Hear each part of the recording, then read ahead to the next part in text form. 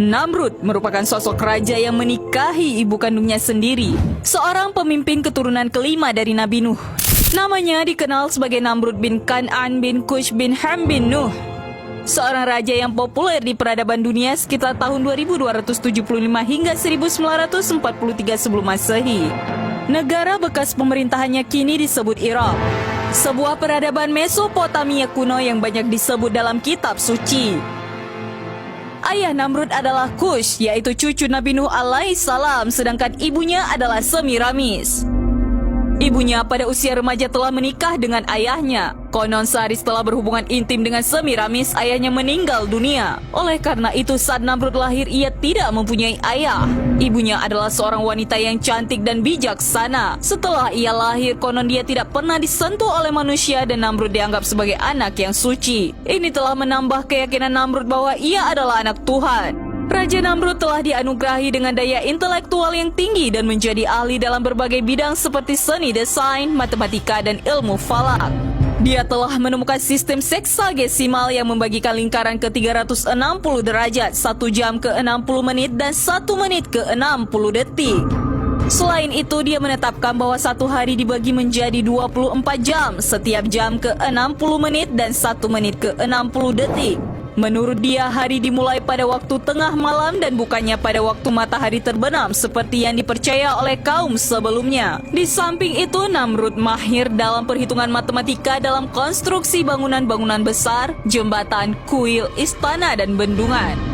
Antara lain kontribusinya adalah konstruksi sistem saluran irigasi dan lembah Tigris dan Euphrates. Dialah orang pertama yang menggunakan batu bata dari tanah liat yang dibakar sebagai bahan bangunan.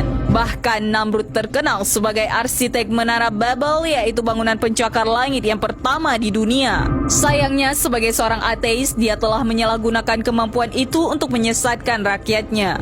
Antara lain menggunakan ilmu falak untuk menciptakan berbagai sistem meramal nasib seperti horoskop dan meramal nasib palmistry. Tujuannya adalah untuk menunjukkan bahwa manusia tidak perlu Tuhan karena manusia mampu memprediksi dan mengubah nasibnya dengan sendiri.